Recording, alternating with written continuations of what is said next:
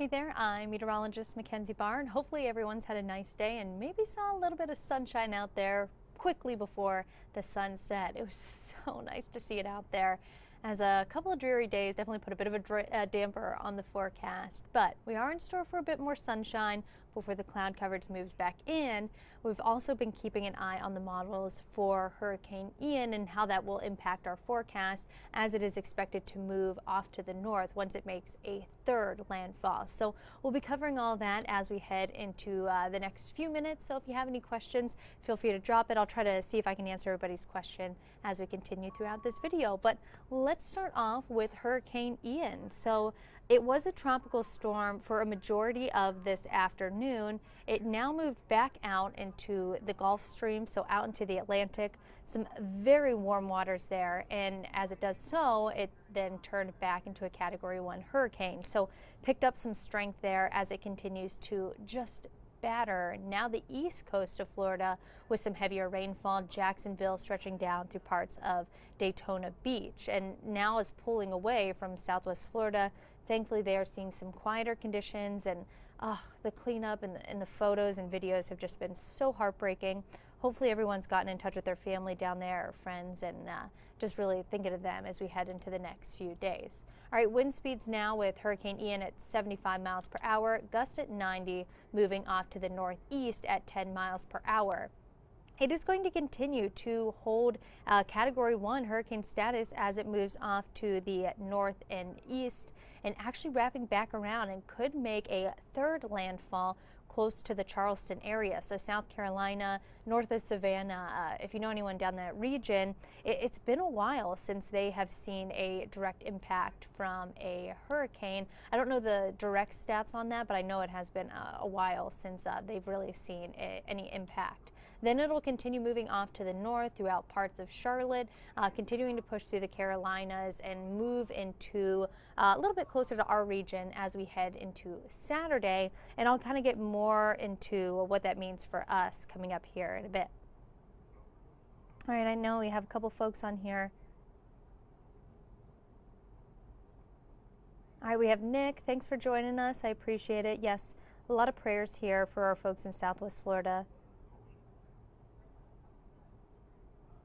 Yes, Amy, praying for everyone down there. Really thinking of them. All right, in terms of Ian's storm surge, we are looking at parts of Hilton Head 3 to 5 feet. So that is when that rushing water just gets pushed on shore. So they could see 3 to 5 feet of that water, and then closer to the Charleston area, 4 to 7 feet. This forecast could change depending on the direct impact from Ian. But on top of that, they're also going to see a decent amount of rain. They've already been picking up on a few showers closer to the Hilton Head area, but some places there 2 to 5 inches of rainfall in such a quick period of time. So definitely could deal with some flooding issues as well. So unfortunately, Ian just continues to stick around, bringing some trouble to parts of the country.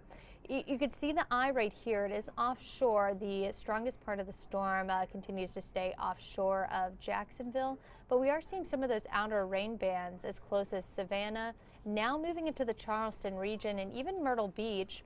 They'll probably start to pick up on the winds late tonight, and that's expecting to make landfall by tomorrow afternoon. So something we'll be watching out for as well.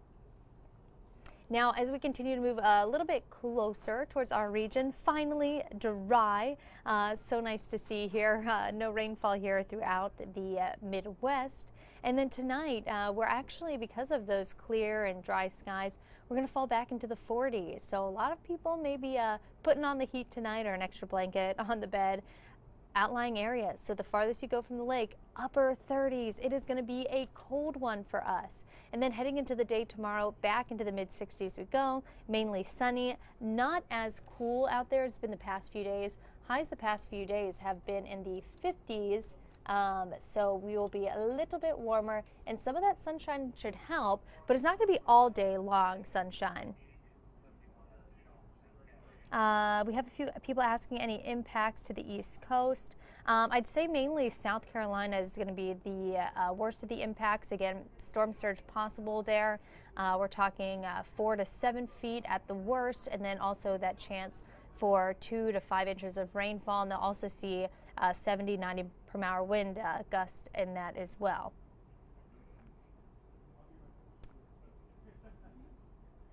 Christine asking if we'll get rain here. I'll get into that forecast here in a second. So let's head into that weekend forecast, taking you hour by hour. So we'll continue to see some of that cloud coverage build throughout the day on Friday. So get out there early if you do have any plans, if you want to see the sunshine, because that cloud coverage will move in throughout the afternoon and evening on Friday. Still staying dry, so Friday night football game still looking fine, but will be a bit cooler as we fall back into the 50s.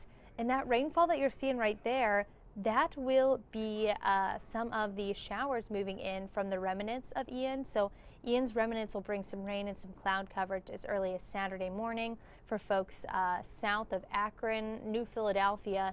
But heading into Saturday evening, we could see some of that rain moving up to Mansfield, Akron, again, New Philadelphia region, Canton.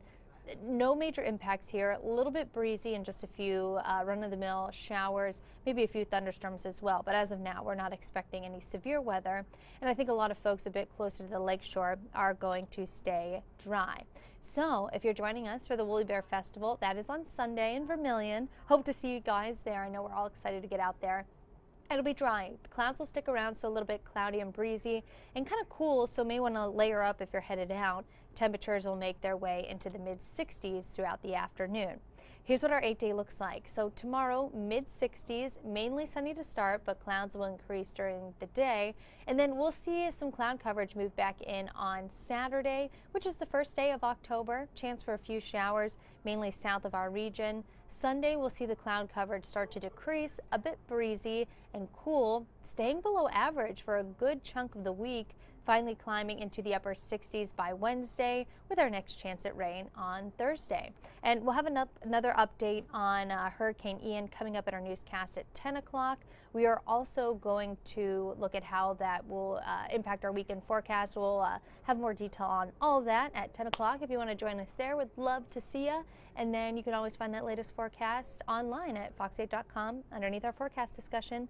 Thanks for joining, everybody. Have a good night.